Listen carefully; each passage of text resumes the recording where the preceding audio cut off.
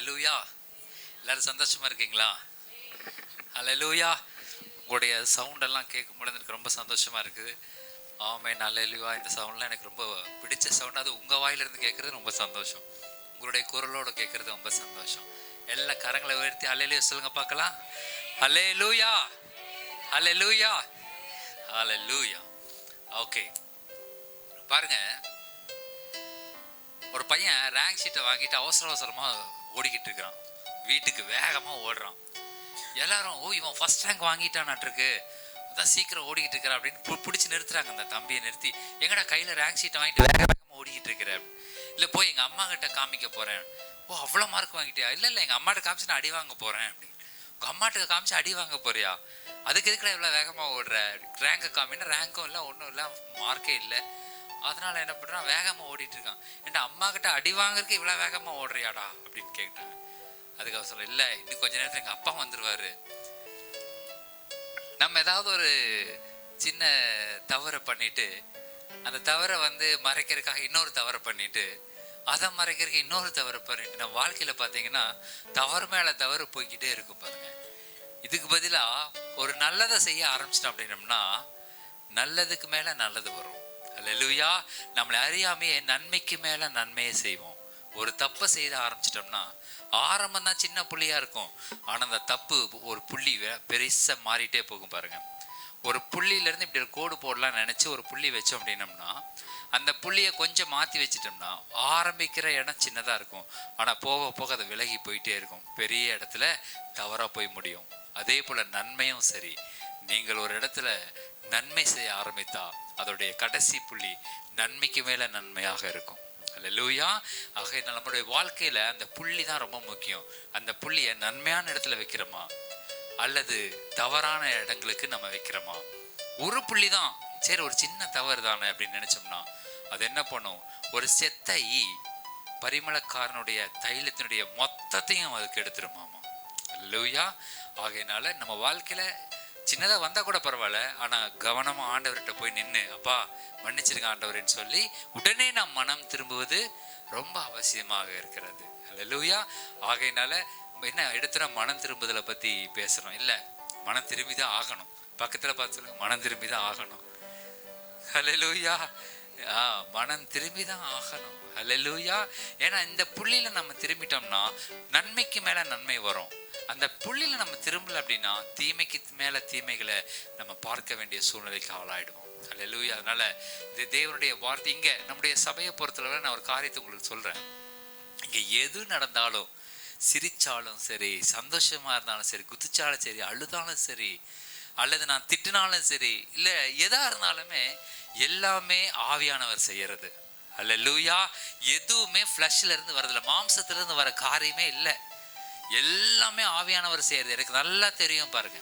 இப்போ இந்த உண்மையெல்லாம் இந்த பாட்டை பாடினது கூட ஆவியானவருடைய இன்ஸ்பிரேஷன். ஆண்டவர் தான் அதை அந்த வார்த்தையை சொன்னார், நம்புங்கப்பா உங்க பிள்ளைய. ஹல்லேலூயா.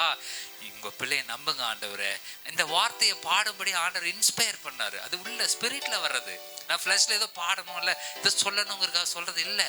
ஹல்லேலூயா. இதை நம்ம புரிந்து கொள்ள வேண்டும். நம்முடைய சபையை பொறுத்தளவில் முழுக்க முழுக்க ஆவியானவரால் நடத்தப்படுகிறது. ஹல்லேலூயா. ஒரு சில சமயம் ஆரம்ப காலத்தில் பார்த்தீங்கன்னா சில சமயம் ஃபுல்லாக ஒர்ஷிப்லேயே போயிடும், ஒர்ஷிப்பே முடிஞ்சிடும். இதில் ஒரு ஃபார்மட் கிடையாது. நம்ம சபையை பொறுத்தளவில் முதல்ல இப்படி பாடணும், வேகமாக பாட்டு பாடணும், அடுத்து ஸ்லோவாக பாடணும், அடுத்தது நல்லா அவையில் நிறைஞ்ச மாதிரி ஸ்லோ சாங் பாடணும், அப்புறம் ஒரு காணிக்கை பகுதி இருக்கும், ஒரு சாட்சி பகுதி இருக்கும், ஒரு அறிவிப்பு இருக்கும். இப்படிலாம் ஃபார்மட்லாம் கிடையாது. இதெல்லாம் ஆண்டவர் நடத்துகிறபடி அப்படியே போயிட்டே இருக்கிறது தான். ஹல்லேலூயா. இருந்தாலும் நம்ம ஒரு அமைப்புக்காக நம்ம சின்ன ஃபார்மட்ஸை வச்சுருக்கிறோம். அதே போல் இந்த பிரசங்க நேரமும் கூட ஆவியானவர் நடத்துறது தான். ஹல்லேலூயா. அதனால தான் இங்கே வருகிற ஒரு சின்ன குழந்தையிலிருந்து பெரியவங்க வரைக்கும் எல்லாருக்கும் அந்த செய்தி போய் சேருது. ஏன்னா கர்த்தர் அதை நடத்துகிறவராக இருக்கிறார். ஹல்லேலூயா. ஹல்லேலூயா. ஒரு வசனத்தை எடுத்து வாசிப்போம். எபிரேயர் 1வது அதிகாரம் 3வது வசனம். எபிரேயர் 1வது அதிகாரம் 3வது வசனம்.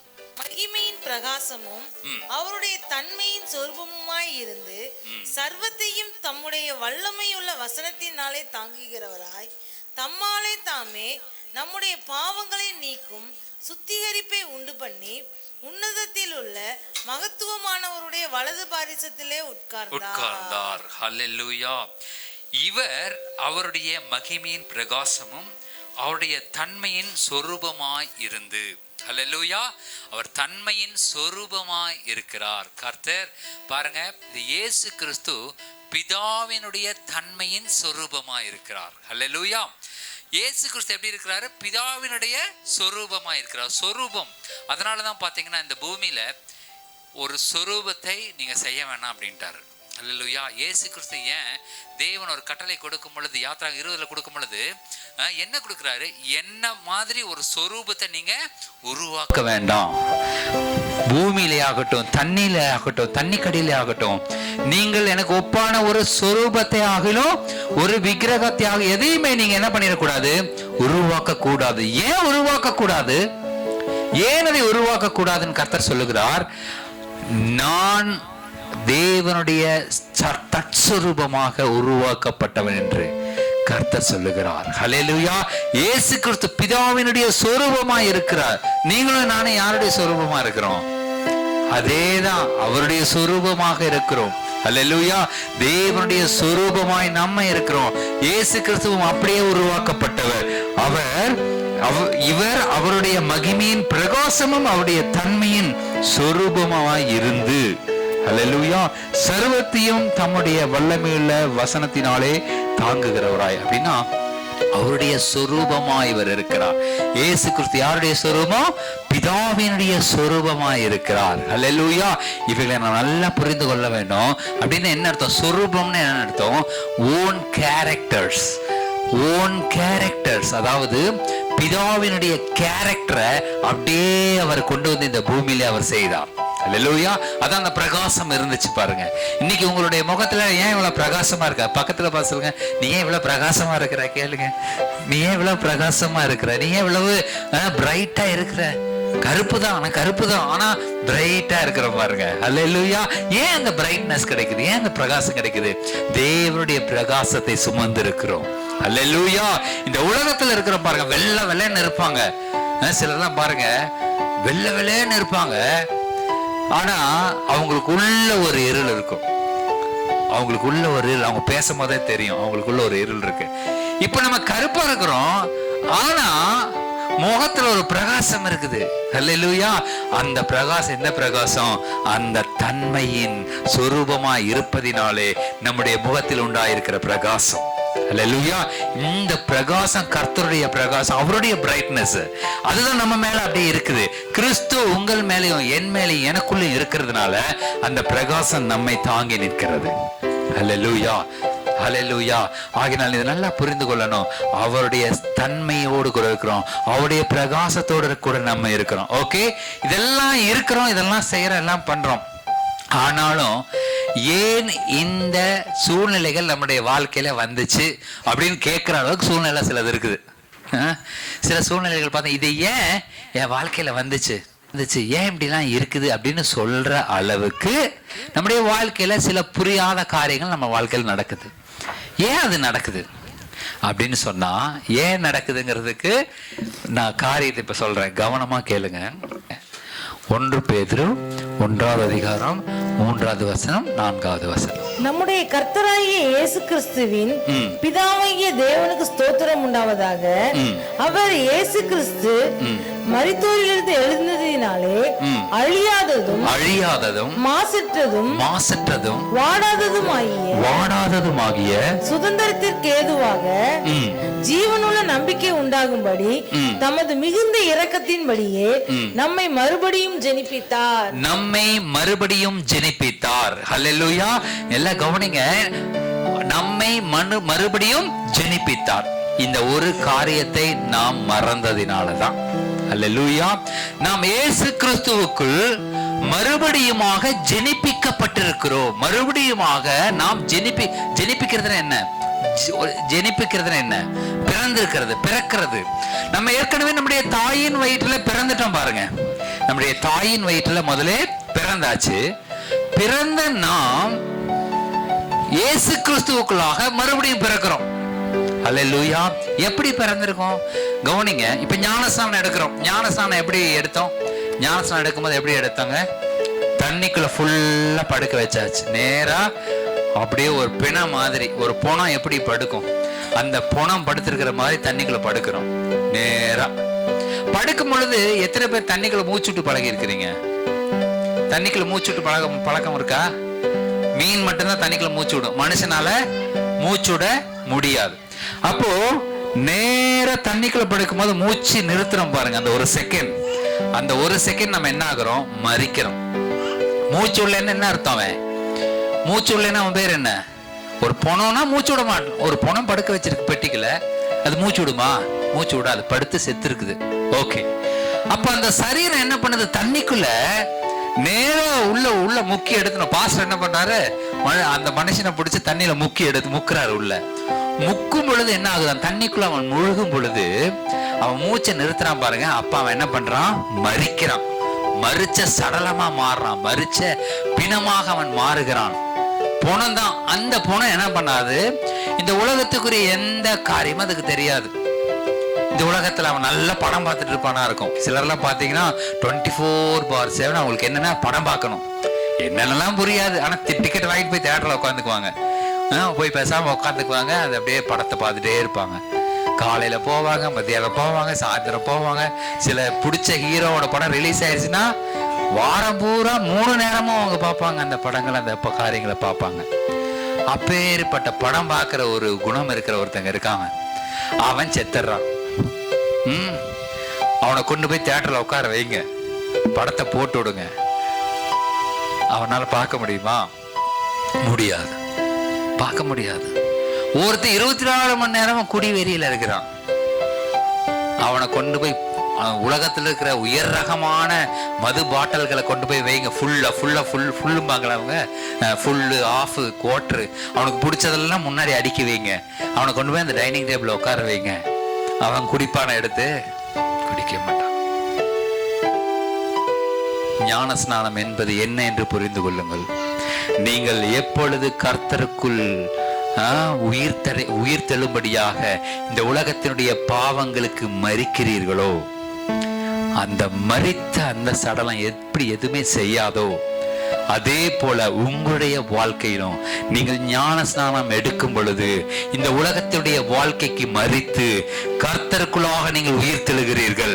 ஹல்லேலூயா, ஹல்லேலூயா.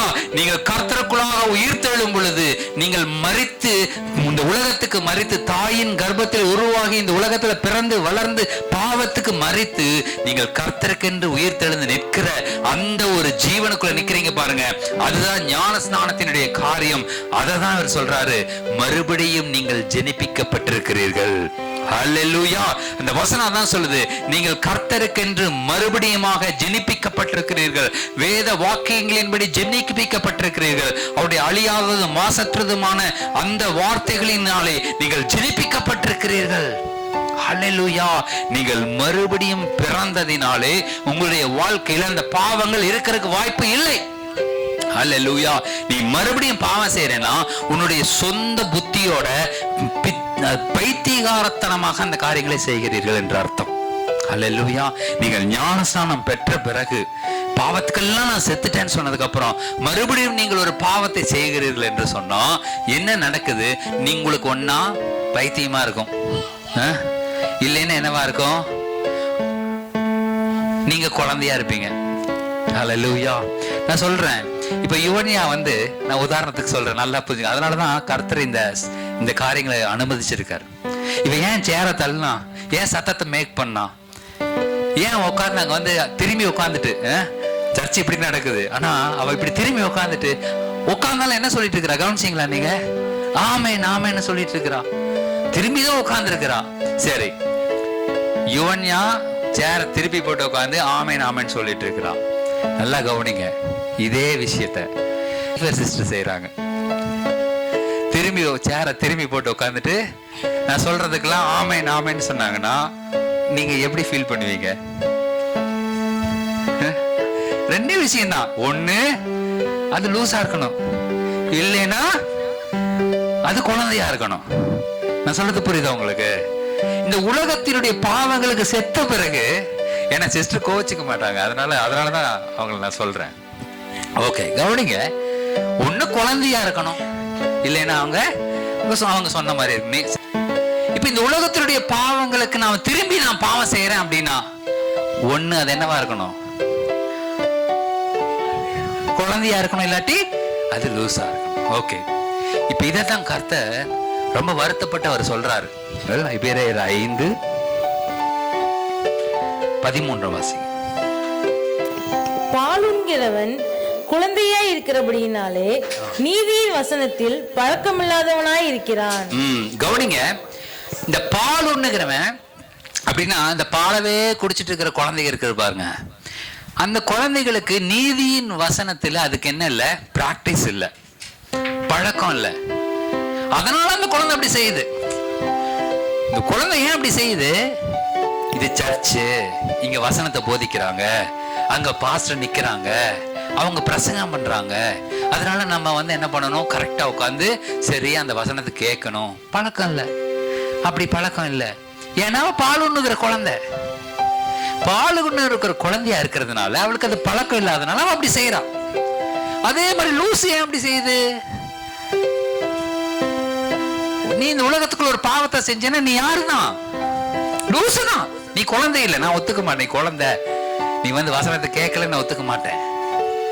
நீ குழந்தை, வசனத்தை கேட்கலன்னு ஒத்துக்க மாட்டேன். ஏன்னா நீ வசனத்தை கேட்கிற, நீ பால் உண்ணுகிற குழந்தை இல்ல, திட ஆகாரத்தை உண்ணுகிற குழந்தை. ஏன்னா உங்களுடைய பாஸ்டர் உங்களை மிரட்டுறாரு, வசனத்தை சொல்றாரு, உங்களுக்கு கீழ்ப்படியும்படி அவர் உங்களை உந்துறாரு, உங்களை கஷ்டப்படுத்துறாரு. ஆனா நீங்க செய்யறது இல்லை அப்படின்னு என்ன அர்த்தம்? நீ குழந்தை கிடையாது. நீ என்னதான்? அடுத்த ஆப்ஷன் என்னதான்? நீ திரும்பி பாவத்தை நீ செய்த என்று சொன்னால் நீ அதுதான். ஆகினால் நான் கவனமா சொல்ல கேளுங்க, நீங்கள் பால் உண்ணுகிற குழந்தையாகவே இன்னும் இருக்கிறதுனால, இல்லாட்டி பால் உண்ணுற குழந்தை தான். உங்களுக்கு இன்னும் வசனம் உள்ள புரியலன்னு அர்த்தம். அந்த வசனத்துக்கு முன்னாடி வசனத்தை படிங்க சிஸ்டர். காலத்தை பார்த்தால் போதகராய் இருக்க வேண்டிய உங்களுக்கு தேவனுடைய காலத்தை பார்த்தால் நீங்க நேரம் போதகரா இருக்கணும். பக்கத்துல பார்த்து சொல்லுங்க, காலத்தை பார்த்தா நீங்க நேரம் விமல் பாஸ்டரா இருக்கணும். நீங்க இன்னும் கேட்டுக்கிட்டு இருக்கிறீங்க, இன்னும் பால் உண்ணுகிற குழந்தைகளா இருக்கிறீர்கள். ஏன்னா நீங்க அவ்வளவு வசனத்தை கேட்டாச்சு, அவ்வளவு காரியங்கள் உங்களுக்கு அறிந்திருக்கிறீர்கள். ஆனாலும் நீங்கள் போதிக்கத்தக்கதாக உங்களுக்குள்ளாக ஆண்டவர் ஞானத்தை கொடுத்திருக்கிறார். இன்னைக்கு உங்ககிட்ட ஒருத்தங்க ஆலோசனை கேட்டாங்கன்னா இங்க இருக்கிற ஒவ்வொருவரும் கொடுக்க முடியும். ஒவ்வொருவருக்கும் அந்த வல்லமையை கர்த்தர் கொடுத்திருக்கிறார், வசனத்தை கொடுத்திருக்கிறார், வார்த்தைகளை கொடுத்திருக்கிறார். உங்ககிட்ட ஒருத்தர் ஆலோசனை கேட்டாங்கன்னா நீங்க சொல்லலாம், அவங்களுக்கு புத்தி சொல்லலாம். இப்படி ஏன் செய்யற, இப்படி செய்யலாமேன்னு புத்தி சொல்ற அளவுக்கு தேவன் உங்களுக்கு ஞானத்தை கொடுத்திருக்கிறார். ஆனால் இன்னும் நாம் ஞானம் இல்லாதவர்கள் போல, குழந்தைகளை போல, பால் உண்ணுகிற குழந்தைகளை போல திரும்பி திரும்பி நாம் என்ன பண்றோம்? அந்த வசனங்கள் நம்மை திடப்படுத்தாதனாலதான் தேவனுடைய சாயலில் நீங்களும் நானும் படைக்கப்பட்டிருக்கிறோம் என்பதை மறந்து போயிடுறோம். பாருங்க, அந்த சாயல்ல படைக்க. அதனாலதான் எபிரேயர் 1:3 வசனத்துல சொன்னபடி இயேசு கிறிஸ்துவானவர் அவருடைய தன்மையின் சொரூபமாய் இருக்கிறார். அந்த சொரூபமாய் இருக்கிற இயேசு கிறிஸ்து இன்னைக்கு உங்களுக்குள்ள எனக்குள்ளாக இருக்கிறார். நமக்குள்ளாக இருக்கிற கிறிஸ்துவை நாம் வெளிப்படுத்தாம இன்னும் குழந்தைகளை போல நாம் செய்து கொண்டிருக்கிறோம். ஹல்லேலூயா. நீங்கள் இனி திட ஆகாரங்களை சாப்பிடுகிறவர்களாக மாற வேண்டும். ஹல்லேலூயா. உங்களை தேவன் புத்திரர்களாக வைத்திருக்கிறார். நீங்க இன்னும் குழந்தைகளாக இல்லை. ஹல்லேலூயா. நீங்கள் குழந்தைகளாக அல்ல, உங்களை புத்திரர்களாக கர்த்தர் வைத்திருக்கிறார். ரோமர் 8:29 வசனத்தின்படி கர்த்தர் உங்களை புத்திரர்களாக, இயேசு கிறிஸ்துவினுடைய உடன் பிறந்தவராக கர்த்தர் உங்களை எதிர்பார்க்கிறார். வாசிங்க சிஸ்டர். தம்முடைய குமாரன் அநேக சகோதரருக்குள்ளே முதற் பேரானவராய் இருக்கும் பொருட்டு தேவன் எவர்களை முன்னறிந்தாரோ அவர்களை தமது குமாரனுடைய சாயலுக்கு ஒப்பாய் இருப்பதற்கு முன்குறித்திருக்கிறார். உங்களையும் என்னையும் அவருடைய சாயலில் உருவாவதற்காக முன்குறித்திருக்கிறார். அல்லேலூயா. நீங்கள் முன்குறிக்கப்பட்டவர்கள். நான் முன்குறிக்கப்பட்டவன். எதுக்காக முன்குறித்திருக்கிறார்? இயேசு கிறிஸ்துவினுடைய சாயலுக்கு, இயேசு கிறிஸ்துவினுடைய சாயலுக்கு ஒப்பாயிருக்கும்படி முன்குறித்திருக்கிறார். அல்லேலூயா. இப்ப நீங்களும் நான் எப்படி இருக்கணும்? தேவனுடைய சாயலுக்கு ஒப்பாயிருக்கும்படி முன்குறிக்கப்பட்டவர்கள். அல்லேலூயா. நீங்களும் நானும் முன்குறிக்கப்பட்ட பிள்ளைகளாய் இருக்கிறோம். தேவனுடைய சாயலுக்கு நாம் முன்குறிக்கப்பட்டிருக்கிறோம். அப்ப நம்மளுடைய சாயல் இப்ப எப்படி இருக்கு? வேற ஏதோ சாயல் மாதிரி இருக்கு. இயேசு கிறிஸ்து எந்த சூழ்நிலையிலும் இயேசு கிறிஸ்து கடன் வாங்கல. பாருங்க, கடன் வாங்காதவரா இருந்தார் அவரு. எதுலயுமே கடன் வாங்கல. ஒரு நாள் அவருக்கு பயங்கரமான பிரச்சனை. என்ன பிரச்சனை? கூட ட்ரெஷரர் இல்ல.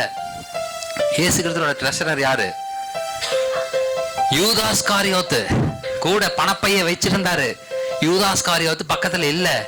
திடீர்னு பேதுரு ஓடி வராரு, பதறிட்டு வராரு. என்ன பிரச்சனைன்னு கேட்கிறாரு. ஆண்டவரே, நம்ம இன்னும் வரி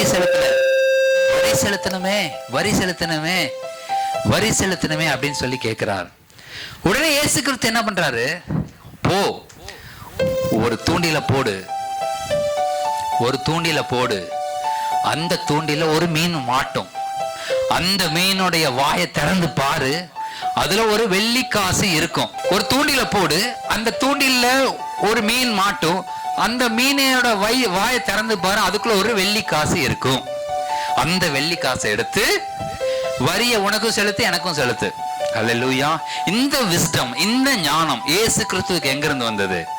அவர் பிதாவினுடைய தற்சொரூபமாய் தன்னை வைத்திருந்ததினாலே இந்த இது போல ஞானமான காரியங்கள் அவருக்கு வந்தது. அப்படியே வந்துச்சு. இவருக்கு தெரியாது அதுல வெள்ளிக்காசு. ஆனா கர்த்தரோடு இணைந்திருக்கிற அந்த உறவு. அவர் பாத்தீங்கன்னா எப்பவுமே இரவு நேரத்துல என்ன பண்ணுவாரு? ஜெபமான போயிருவாரு, தனிமையா போயிருவாரு, மலைக்கு போயிருவாரு, இதுக்குள்ள போய் எங்காவது ஒரு இடத்துக்கு போயிருவாரு, ஜெபம் பண்ண போயிருவாரு. யார்கிட்ட ஜெபம்? என்ன ஜெபம்? தேவனோடு ஜெபிக்கும் பொழுது என்ன கேட்டார்? நாளைக்கு எனக்கு வரி கழுத்தணும், எனக்கு மீன் வாயுதுல இருந்து வெள்ளிக்காசு எடுத்து கொடுங்கன்னு கேட்டாரா? இல்ல. நாளைக்கு நான் ஒரு கூட்டம் நடத்த போறேன், அங்க 5000 பேர்த்துக்கு மேல வருவாங்க, அவங்களுக்கு அப்பம் மீனும் மல்டிபிள் பண்ணி கொடுக்கணும், பெருக்கி நீங்க கொடுக்கணும் அப்படின்னு சொல்லி சொன்னாரா? இல்ல. அல்லது இவர் எந்த காரியத்தையும் செய்யல. என்னுடைய சீசர்கள் கடல்ல போகும்பொழுது தத்தளிப்பாங்க, நான் இன்னைக்கு கடல் மேல நடக்கணும், எனக்கு நல்ல பலத்தை கொடுங்க, ஒன்னும் இல்லை. எந்த தேவையும் அவர் கேட்கல. என்ன பண்ணாரு? தேவனோடு கூட உறவில் இருந்த, எப்பொழுதுமே தேவனோடு கூட உறவில் இருந்தார். அல்லேலூயா, அல்லேலூயா. எப்பொழுதும் தேவ ஆவியானவரோடு கூட, தேவனோடு கூட அவர் உறவில் இருந்தாரு. தேவைகளை கேட்கல, தேவனோடு இணைந்திருக்கிறதான் கேட்டாரு. அல்லேலூயா. இன்னைக்கு நான் உங்களுக்கு நான் உற்சாகப்படுத்துறேன். தேவனோடு இணைந்திருப்பதை நீங்கள் கவனம் செலுத்துங்க, மற்றதெல்லாம் ஆட்டோமேட்டிக்கா வந்து சேர்ந்துரும். அல்லேலூயா. ஒரு சூழ்நிலை வரும்போது ஆண்டவர் உங்களுக்கு உள்ள பேசுவாரு. ஒரு சூழ்நிலை வரும்போது ஆண்டவர் உள்ள பேசுவார். இதை செய்யும்பாரு, இதை செய், இதை பண்ணேன்பாரு. இதெல்லாம் கர்த்தருடைய தரிசனங்கள்ல காமிச்சத அப்படியே இயேசு கிறிஸ்து இந்த பூமியில செய்தார். அல்லேலூயா.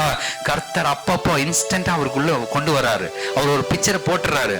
நீ இந்த மீனை போய் பிடிக்க சொல்லு, அதுல வெள்ளி காசு வருங்கிறாரு. 5 பேர் தான், 5 அப்பம், 2 மீன் தான் இருந்துச்சு அப்படின்னு ஆண்டவர் அப்படியே தரிசனத்தை காமிச்சிருப்போ, இதை எடுத்து ஸ்தோத்திரம் பண்ண எல்லாருக்கும் கூடுன்னு சொல்றாரு. உடனே இவர் அப்படியே வாங்குறாரு, ஸ்தோத்திரம் பண்றாரு, அது எல்லாருக்கும் பங்கிட்டு கொடுக்கிறார். அது மீறி கூடைகள் எல்லாம் 12 கூட வருது. அல்லேலூயா. அப்ப என்ன பண்ணணும்? நமக்கு இது போல தரிசனங்களும் இது போல வெளிப்பாடுகளும் நமக்கு வரணும் அப்படின்னா ஒரே ஒரு காரியம், தேவனோடு இணைந்திருப்பதை நீங்கள் வாடிக்கையாக கொண்டிருக்க வேண்டும். அல்லேலூயா. இயேசு கிறிஸ்து வேற எதுவுமே செய்யல பாருங்க. எல்லாம் வேலையெல்லாம் செய்வாரு, அப்புறம் போய் ஜெபிக்க போயிடுவாரு. பிதாவோடு தனித்து இருக்கிறேன், நான் போய் தோட்டத்துல போய் ஜெபிக்கிறேன், மலையில போய் ஜெபிக்கிறேன். இந்த மாதிரி ஜெபிக்கிற காரியங்களை கர்த்தர் அதிகமாக செய்ததினால அவருடைய சொரூபத்தை அதிகமா, அவர் தேவனுடைய தற்சொரூபமாவே மாறிட்டாரு. அதனால இதெல்லாம் ஆட்டோமேட்டிக்கா அவருக்கு வருது. இயேசு கிறிஸ்து இந்த பூமிக்கு வரும்போது எதுக்கு எப்படி வந்தாரு? மனித சாயலாக வந்தாரு. மனிதன் நீதான் அதுங்கிறத காட்டுறதுக்கு வந்தாரு. அப்போ இங்க இருக்கிற ஒவ்வொருவரும் சொல்லுங்க, நான் தான் கிறிஸ்துவை பிரதிபலிக்கிறவனா இருக்கிறேன். அல்லேலூயா.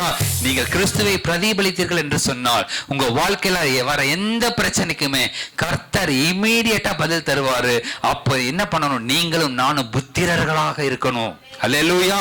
பால் உண்ணுகிற குழந்தைகளாக அல்ல, புத்திரர்களாக நம்ம மாறணும். குழந்தையாவே இருக்கக்கூடாது.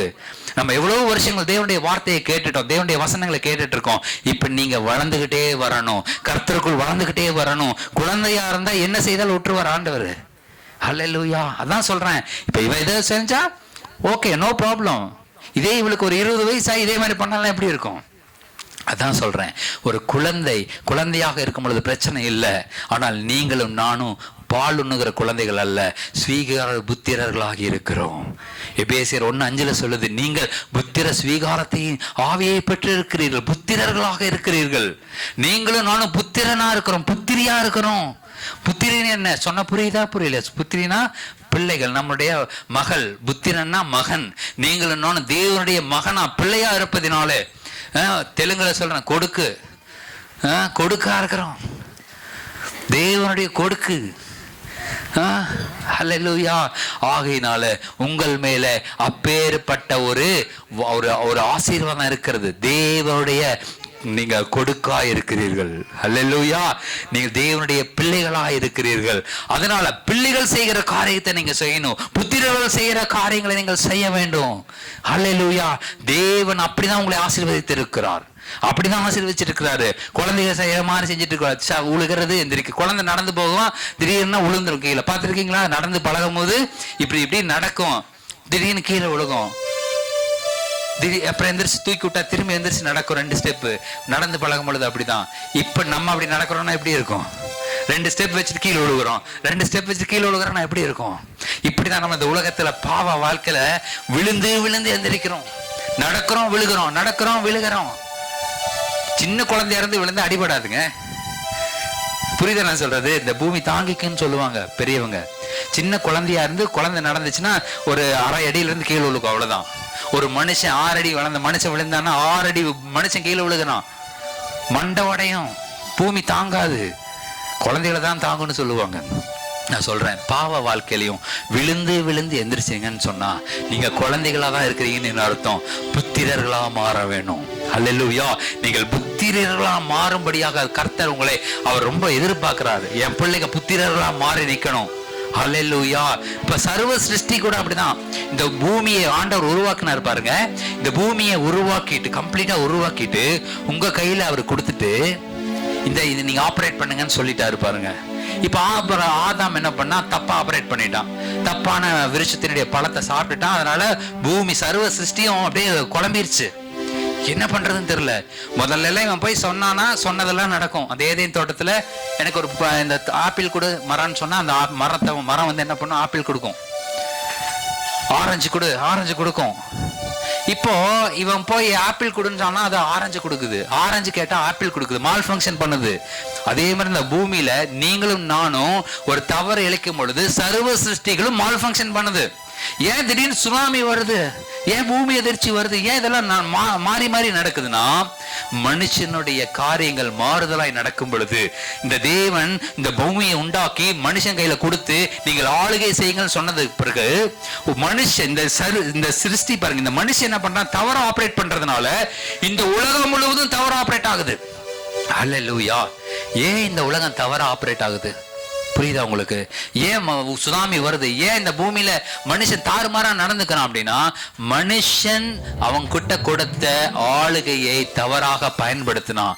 அந்த ஆளுகையை தவறா பயன்படுத்தினதுனாலே இந்த சர்வ சிருஷ்டி என்ன பண்ணுது? தவறா நடக்குது. இந்த பூமியில தவறா நடக்கக்கூடிய அத்தனை காரியங்களும் தான். ஏன் அப்படி நடக்குது அப்படின்னு சொன்னா, ஏன் தவறா நடக்குது அப்படின்னு சொன்னா ஆபரேட் பண்ணல. நான் சொல்றேன் கேளுங்க. ட்ரெயின் ரோட்ல ஓட்டுறதுக்காக கண்டுபிடிச்சிருக்காங்க தண்டவாளம் வேணும், அது மேலதான் ட்ரெயின் ஓட்ட முடியும். அந்த தண்டவாளத்து மேல கொண்டு போய் காரை கொண்டு போய் நிறுத்துறீங்க, காரை ஓட்டுறேன்னு சொல்றீங்க. இது நடக்குமா? நடக்கும். கொஞ்சம் தூரம் ட்ரை பண்ணுவோம், அதுக்கப்புறம் என்ன ஆகும்? எங்கேயாவது ஒரு பக்கம் இழுத்துக்கிட்டு அந்த கார் கிடக்கும். அப்ப தண்டவாளத்தின் மேல ட்ரெயின் போறதுக்காக தான் தண்டவாளம் படைக்கப்பட்டிருக்குது. இது மால் ஃபங்க்ஷன் பண்ணுது. கார் போய் அது மட்டும் போகுது, நான் இது மேலதான் போவேன் அப்படின்னு காரை கொண்டு போய் ட்ரெயின் ரோட்டு மேல வச்சு அந்த ட்ராக் மேல வச்சு ஓட்டுன என்ன ஆகும்? அது கவுந்து போயிடும்.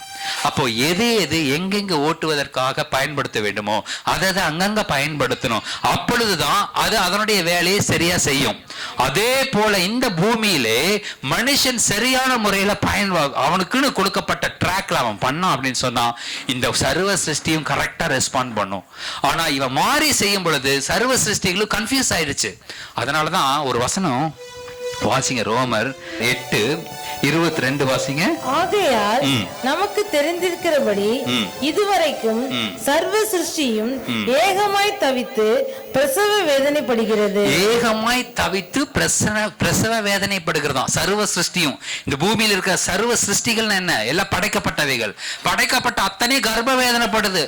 ஐயோ இவன் கரெக்டா ஏங்கினானா நான் சரியாயிருவனே, இவன் சரியா இருந்தானா, இவன் கரெக்டா வார்த்தை உபயோகப்படுத்தி இவன் சரியா இந்த பூமியில நடமாடினானா, சரியாக ஆளுகை செய்தானா, நான் சரியாயிருவனேன்னு சொல்லி இந்த சர்வ சிருஷ்டிகளும் கர்ப்ப வேதனைப்படுதான். கர்ப்ப வேதனைனா தெரியுமா உங்களுக்கு? பயங்கரமான வேதனை. எங்களுக்கு அது தெரியாது, ஆண்களுக்கெல்லாம் தெரியாது, பெண்களுக்கு தான் தெரியும் கர்ப்ப வேதனை என்னன்னு. 240 எலும்புகள் ஒரே நேரத்தில் உடஞ்சா எவ்வளவு வலி வலிக்குமோ அவ்வளவு வலி அந்த பிரசவ நேரத்தில் இருக்குமா. இது எப்படின்னு எங்களால் உணர முடியாது, பெண்களுக்கே உரித்தான காரியம் அது. நான் சொல்றேன், அந்த வேதனை இந்த சர்வ சிருஷ்டிகளும் உண்டாகுதான்.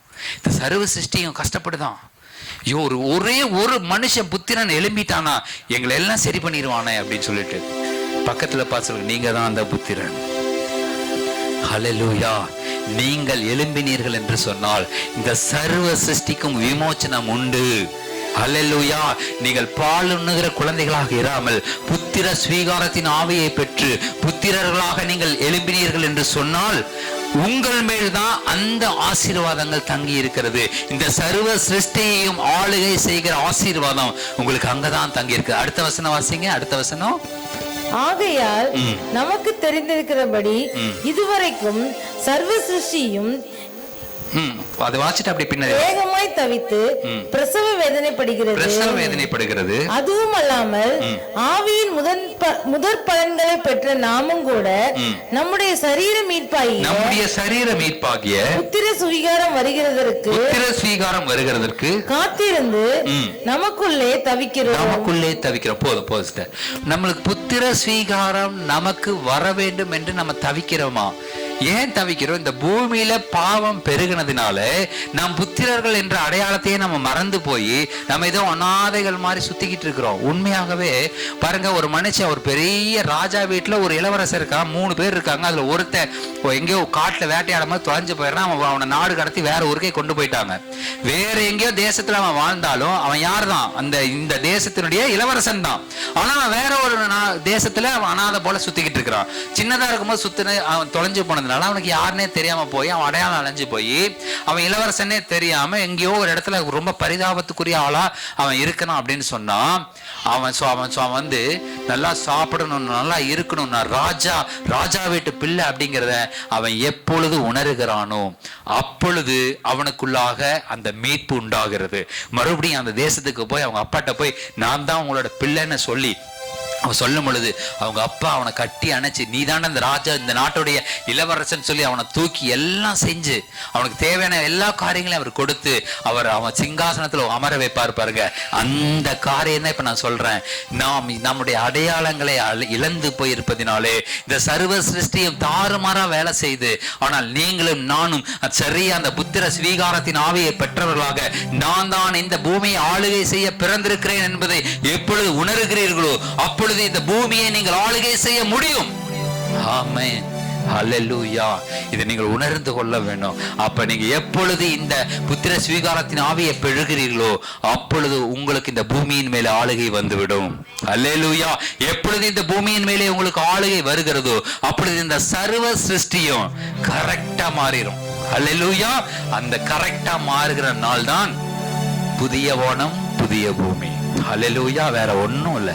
இங்க இருக்கிற நீங்களும் நானும் புத்திர ஸ்வீகாரத்தின் ஆவியை பெற்றவர்களாக நீங்களும் நானும் ஆளுகை செய்ய ஆரம்பிக்கும் பொழுது புதிய வானமும் புதிய பூமியும் நம்முடைய கரங்களிலே கொடுக்கப்படுகிறது. அதை நாம் சுதந்திரிக்கும்படியாக நாம் இந்த பூமியிலே நம்ம இருக்கிறோம். ஹல்லேலூயா. கவனிங்க, 2 கொரிந்தியர் 5ஆம் அதிகாரம் 17ஆவது வசனம் வாசிங்க. 17. ஒருவர் கிறிஸ்துவுக்குள் இருந்தால் இப்படி இருக்க ஒருவன் கிறிஸ்துவுக்குள் இருந்தால் புது சிருஷ்டியாய் இருக்கிறோம். பழையவைகள் ஒளிந்து போயின எல்லாம் புதிதாயின. ஹல்லேலூயா. கவனிங்க, ஒருவன் கிறிஸ்துவுக்குள் இருந்தால் புதிய சிருஷ்டியாய் இருக்கிறான். பழையவைகள் ஒளிந்து போயின எல்லாம் புதிதாயின. என்ன புதுசாச்சு? நீங்களும் நானும் புத்திரர்கள் என்பதை உணர்ந்து கொள்வதுதான் புதிய சிருஷ்டி. அல்லேலூயா. நான் கர்த்தருக்குள்ள பிறந்திருக்கிறேன். நான் முதல்ல குழந்தையா தான் இருந்தேன். முதல்ல ஆண்டவருடைய வார்த்தை கொஞ்சம் கொஞ்சமா தான் எனக்கு பாலை உண்ணுகிற குழந்தை போல நான் பெற்று கொண்டு வந்தேன். இப்ப திட ஆகாரங்களை சாப்பிடுகிறவனாக மாறிட்டேன். இப்ப இன்னும் வளர்ந்துட்டு வரேன். இப்ப என்ன பண்ண போறேன்? புத்திர ஸ்வீகாரத்தின் ஆவி முழுமையாக என்னை ஆட்கொண்டதினாலே இந்த உலகத்தை ஆளுகிற ஆளுகை என் மேல் வந்திருக்கிறது. ஹல்லேலூயா. அப்படி நீங்க புரிந்து கொள்வதுதான் புத்திர ஸ்வீகாரத்தின் ஆவியை முழுமையாக நீங்கள் அனுபவிக்கிறது பாருங்க. ஹல்லேலூயா. இப்ப நீங்களும் நானும் பாலுண்ணுகிற குழந்தை அல்ல, பாவத்துக்கு மறைத்து இந்த பூமியில நீதிக்கென்று உயிர் தெழுந்த ஸ்வீகார புத்திரர்களாக இருக்கிறதினாலே, நீங்களும் நானும் அதிகாரம் பெற்றவர்களாக இருப்பதினாலே, நாம் ஜெபிக்கிற ஜெபங்கள், நம்ம பார்க்கிற பார்வை, வாசிக்கிற வார்த்தைகள், உங்க வாயிலிருந்து புறப்படுகிற ஒவ்வொரு வார்த்தைகள், உங்களுடைய பார்வை, உங்களுடைய எண்ணங்கள் எல்லாவற்றிலும் தேவன் அற்புதத்தை கொண்டு வருகிறார். ஹல்லேலூயா. நம்ம எல்லா காரியங்களிலும் கர்த்தர் நமக்கு அற்புதத்தை கொண்டு வருகிறவராய் இருக்கிறார். அதனால் நம்ம என்ன புரிந்து கொள்ள வேண்டும்? நீங்களும் நானும் புத்திர ஸ்வீகாரத்தின் ஆவியை பெற்றவர்களாக இருக்கிறோம். நீங்களும் நானும் வாயை திறந்து பேசும் பொழுது சர்வ சிருஷ்டியும் ரெஸ்பாண்ட் பண்ணும். ஹல்லேலூயா. இந்த சிருஷ்டிகள், இந்த பூமியில நம்ம பார்க்கிற ஒவ்வொரு காரியங்களும் நம்ம சொல்லுகிற வார்த்தைகளுக்கு நமக்கு ரெஸ்பாண்ட் பண்ணும். ஹல்லேலூயா. அது ரெஸ்பாண்ட் பண்ணி தான் ஆகணும். ஏன்னா நீங்களும் நானும் எஜமான்களாக இருக்கிறோம். இந்த சர்வ சிருஷ்டிக்கு எஜமான்களாக நாம இருக்கிறோம். ஹல்லேலூயா. தேவ வல்லமை நம்மை நிரப்பி இருக்கிறது. தேவனுடைய தற்சொரூபமாக இருக்கிறோம். அந்த தற்சொரூபம் நமக்குள்ள ஒரு பெரிய ஆளுகையை கொண்டு வருகிறதா இருக்கிறது. ஹல்லேலூயா. அது ஆளுகையை உள்ள வச்சுச்சு அப்படின்னு சொன்னா, உங்க வார்த்தையை ரிலீஸ் பண்ணீங்கன்னா அது அப்படியே நடக்கும். ஹல்லேலூயா. பிசினஸ் பண்ணிட்டு இருக்கோம், அங்க ஒரு 10 பேர் வேலை செய்யறாங்க. சும்மா ஒரு உதாரணம் சொல்றேன். அவங்க வந்து நீங்க சொல்றதை கேட்பாங்களா மாட்டாங்களா? கேட்டுதான் ஆகணும். ஏன்னா நீங்க தான் ஓனர். என்ன சிஸ்டர், நீங்க வந்து உங்களோட கம்பெனியில நீங்க 4 பேர்த்துக்கு ஒரு வேலை சொல்றீங்கன்னா அவங்க கேட்டுதானே ஆகணும். அந்த வேலை இல்லாத வேலையை கூட கேட்டுதான் ஆகணும். போய் தண்ணி பிடிச்சிட்டு வானா பிடிச்சிட்டு தான் வந்து ஆகணும். ஏன்னா நீங்க முதலாளி, அவங்க வேலை செய்யறவங்க, அவங்க நீங்க சொல்றதை கேட்டுதான் ஆகணும். அதே போல இந்த சர்வ சிருஷ்டிக்கும் நம்ம தான் முதலாளி. அல்லேலூயா. அது அதனோட வேலையை மட்டும் செய்யறது இல்ல, நம்ம சொல்ற எல்லா வேலையும் செய்யும் பாருங்க. அல்லேலூயா. யோசுவா பாருங்க, சூரியனை பார்த்து சொன்னா தரித்து நில்லுன்ட்டான். தரித்து நில்லு அப்படின்ட்டான். அதோட வேலை என்ன? காலையில உதிக்கிறது, சாயந்தரம் மறையிறது. அதுதான் அதோட வேலை. வெளிச்சம் கொடுக்கறது தான் வேலை. ஆனா இவன் என்ன பண்ண, வேற வேலை சொல்றான். சூரியனுக்கு என்ன பண்றான்? வேற ஒரு வேலையை சொல்றான். நீ நில்லு, கொஞ்ச நேரம் நில்லு, நாங்க வேலை இருக்குது எனக்கு. ஹல்லேலூயா. அதோட வேலையை மாத்திரம் இல்லாம அடுத்த வேலையும் சொன்னாலும் அதை செஞ்சுதான் ஆகணும். ஏன்னா அது சிருஷ்டி, நான் எஜமான். ஹல்லேலூயா. நீங்களும் அந்த ஒரு ஸ்பிரிட்டுக்குள்ள, அந்த ஒரு பரிசுத்த ஆவியானோட வல்லமைக்குள்ள வரணும் பாருங்க. இந்த சர்வ சிருஷ்டிகளுக்கும் அதிகாரம் கொடுக்க, அதிகாரம் செலுத்த உங்கள் மேல் கர்த்தர் அதிகாரத்தை வைத்திருக்கிறார். அல்லேலூயா. இயற்கையின் மேல் அதிகாரத்தை வைத்திருக்கிறார். ஒவ்வொன்றும் அப்படிதான், எல்லா காரியங்களும் அப்படிதான். தண்ணிக்கு என்ன வேலை? ஒரு தண்ணி இருக்குதுங்க, அது என்ன வேலை? படகு போச்சுன்னா அதை டிராவல் பண்ணி கொண்டு போகணும், அது அதான் அதோட வேலை. இல்லை எடுத்து குடிச்சோம்னா தாகம் தீக்கணும், அதுதான் அதோட வேலை. அடுத்தது மீன்களை எல்லாம் வளர வைக்கணும், அதுதான் தண்ணியோட வேலை. தண்ணிக்கு கொடுக்கப்பட்டது. ஆனா பேதுரு வந்து தண்ணி மேல கால் வைக்கும்போது அது என்னவா மாறுது? தரையா மாறுது, காங்கிரீட்டா மாறுது. அது இயேசு கிறிஸ்து சொல்றாரு, வா அப்படிங்கிறாரு. நீர் கிறிஸ்துவானா? நானும் இந்த தண்ணி மேல நடக்கணும்னு பேதுரு கேட்கிறான். இயேசு கிறிஸ்து சொல்றாரு, வா அப்படின்ட்டாரு. அந்த ஒரு வாங்குற அந்த வார்த்தையில, அந்த ஒரு வார்த்தையில அந்த தண்ணி காங்கிரீட்டா மாறிடுச்சு. ஹல்லேலூயா. அதோட தன்மையவே அது மாத்துது. தண்ணி அதோட தன்மை என்ன? உள்ள குதிச்சானா உள்ள போயிருவான், முழுகிடுவான். ஆனா அதோட தன்மை மாறுது அப்படின்னா அவர் அந்த அளவுக்கு அவர் ரிசீவ் பண்ணியிருக்காரு. ஹல்லேலூயா. புரியுதா நான் சொல்றது? அப்ப என்ன அர்த்தம்? உங்க வாயிலிருந்து புறப்படுகிற வார்த்தை இந்த சர்வ சிருஷ்டியினுடைய தன்மைகளையே மாற்றக்கூடியதா இருக்கிறது. நீங்க நிச்சயம் மாற்ற முடியும், எல்லா சூழ்நிலைகளையும் மாற்ற முடியும். ஹல்லேலூயா. இப்படி சொல்றீங்க, என் சரீரத்துல இருந்தே வியாதியை பிரச்சனை சரி பண்ண முடியலையேன்னு யோசிக்கிறீங்களே, கவலைப்படாதீங்க. இந்த செய்தி உங்களுக்குள்ள போக போக போக, உங்கள் ஆவியில் அது போக போக உங்க சரீரத்துல மாத்திரம் அல்ல, அடுத்தவர்களுடைய சரீரத்தின் வியாதிகளையும் போகக்கூடிய நிரந்தரமான தீர்வாக நீங்கள் மாறப் போகிறீர்கள். அல்லேலூயா. உங்களை தேவன் மாற்றிக் கொண்டிருக்கிறார் உங்களுக்குள்ள. அதனாலதான் இந்த வார்த்தைகள் ஏன் போடுறேன்? ஏன் எல்லாமே சொந்த வார்த்தையில இருந்து பேசல, எல்லாம் இதுக்குள்ள இருக்கிறது தான். அல்லேலூயா. ஆனா எளிமையா சொல்லிக்கிட்டு இருக்கிறேன். இதுக்குள்ள இருக்கிற வார்த்தைகளை புரியும்படியா சொல்லிட்டு இருக்கிறேன், அவ்வளவுதான். அல்லேலூயா. இயேசு கிறிஸ்துவினுடைய வார்த்தை தண்ணியினுடைய தன்மையை மாற்றுமானா? யோசுவாவினுடைய வார்த்தை சூரியனை நிக்க வைக்குமானா? உங்களுடைய வார்த்தைக்கு இந்த சர்வ சிருஷ்டி கீழ்ப்படிந்துதான் ஆக வேண்டும். ஹல்லேலூயா. கர்த்தர் அப்படிப்பட்ட ஆசீர்வாதங்களை கர்த்தர் உங்களுக்கு கொடுத்திருக்கிறார். ஆமென். ஹல்லேலூயா. எழுந்து நிற்போம், நாம் ஜெபிக்க போகிறோம். ஹல்லேலூயா. ஸ்தோத்திரம். சிறிய செய்தி ஆனா பெரிய ஆசீர்வாதங்களை இது கொண்டு வரும். Thank you Jesus, thank you Lord. புத்திர ஸ்வீகாரத்தின் ஆவியை பெற்றிருக்கிற நீங்கள் இந்த சர்வ சிருஷ்டியின் மேலும் ஆளுகை செய்ய முடியும். ஏன் ஆளுகை செய்ய முடியும்? கர்த்தர் அந்த ஆளுகை உங்கள் கையில் கொடுத்திருக்கிறார். உங்கள் சரீரத்தின் மேலே உங்களுக்கு ஆளுகை உண்டு. ஹல்லேலூயா. எல்லாரும் உங்க தலைமையில கை வைங்க. இயேசு கிறிஸ்துவின் வல்லமையுள்ள நாமத்தினாலே சரீரத்துக்குள்ள எந்த பலவீனமாக இருந்தாலும் சரி, நான் கட்டளையிட்டு வெளியே அனுப்புகிறேன். எல்லா பலவீனத்தின் கிரியைகளே வெளியே போ. இயேசு கிறிஸ்துவின் வல்லமையுள்ள நாமத்தில் வெளியே போ. இயேசு கிறிஸ்துவின் வல்லமையுள்ள இரத்தத்தினாலே நான் கழுவப்பட்டிருக்கிறேன், பரிசுத்தமாக்கப்பட்டிருக்கிறேன், நீதிமானாக்கப்பட்டிருக்கிறேன். என் சரீரத்தில் கிரியை செய்வதற்கு உனக்கு எந்த அதிகாரமும் கிடையாது. ஏன்னா நீயும் ஒரு சிருஷ்டி தான். இந்த சிருஷ்டி மேல எனக்கு அதிகாரம் உண்டு. இயேசு கிறிஸ்துவின் வல்லமையுள்ள நாமத்தினாலே ஒரு சுகம், பலன், ஜீவன், ஆரோக்கியம் உண்டாவதாக. ஹல்லேலூயா. நன்றி தகப்பனே. அப்பா நமக்கு ஸ்தோத்திரம். நீர் கொடுத்த இந்த அதிகாரத்தை ஆண்டவரே நாங்கள் பயன்படுத்தவும், எங்கள் மேல மாத்திரம் இல்ல, சர்வ சிருஷ்டியின் மேலையும் ஆண்டவரே உம்முடைய புத்திர ஸ்வீகாரத்தின் ஆவியை பெற்ற நாங்கள் அதிகாரம் செலுத்த கிருபை செய்யுங்க. அப்பா நமக்கு நன்றி செலுத்துகிறோம். நன்றி ஆண்டவரே. சோத்திரம் அப்பா, சோத்திரம் ஆண்டவரே. ஹல்லேலூயா. ஹல்லேலூயா. தேவ வல்லமை ஒவ்வொருவரையும் நிரப்பட்டும், ஒவ்வொருவரையும் நிரப்பட்டும்.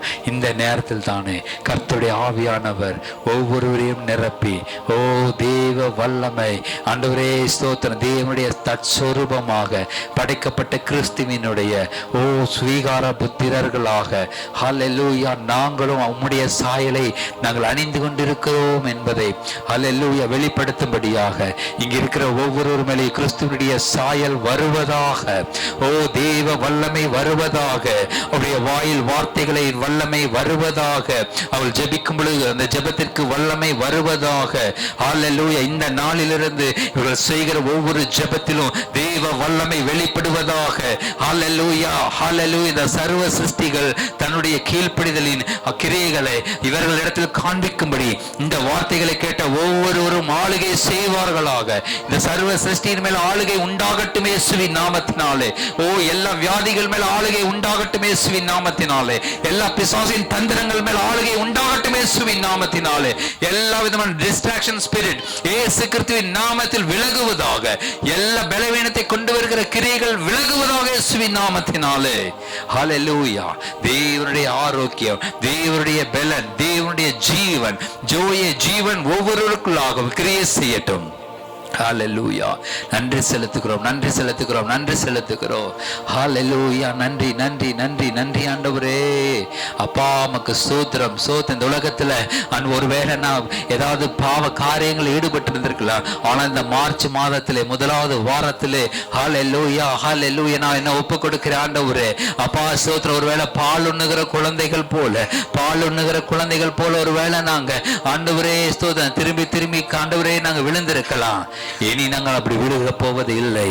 தேவ வல்லமை எங்களை மூடி நிரப்பி வழி நடத்தி கொண்டிருக்கிறது.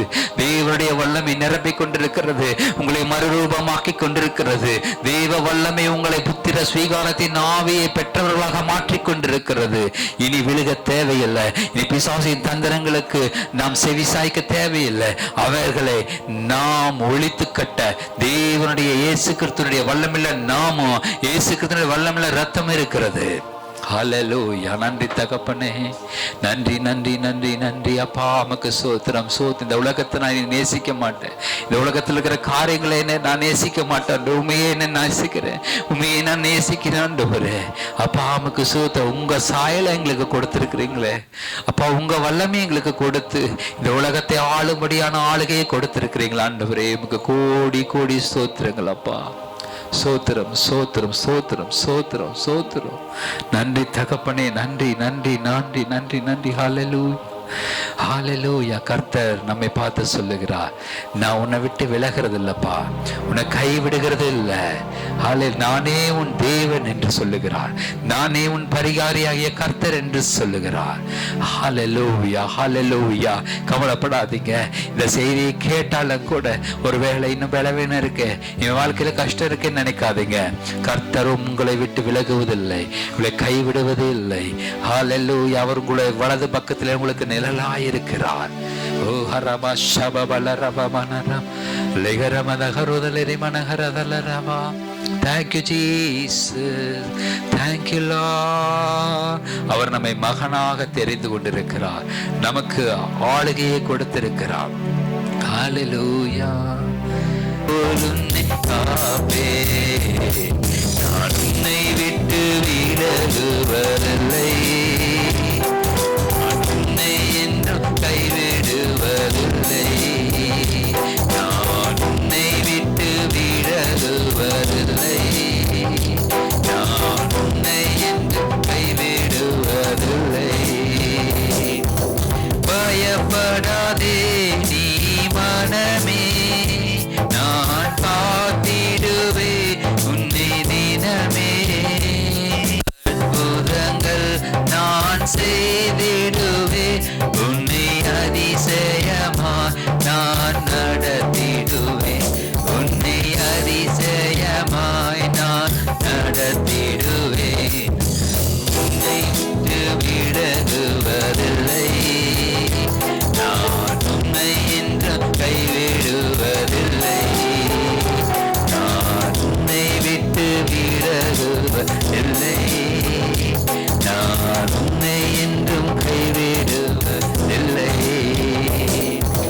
திகையாதே கலங்காதே மனமே, நான் உன்னிடம் இருக்க பயமே, திகையாதே கலங்கா மனமே, நான் உன்னோடு இருக்க பயமே, கண்ணீர் யாவையும் துடைத்திடுவே, கண்ணீர் யாவையும் துடைத்திடுவே, கவலைகள் யாவையும் போக்கிடுவே, கவலைகள் யாவையும் போக்கிடுவே, நான் உன்னை விட்டு விலகுவதில்லை, நான் உன்னை என்றும் கைவிடுவதில்லை, நான் உன்னை விட்டு விலகுவதில்லை,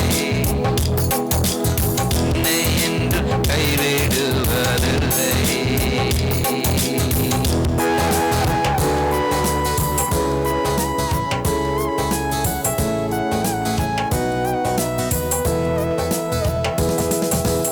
ஆமென். கர்த்தருக்கு நன்றி செலுத்துவோம்.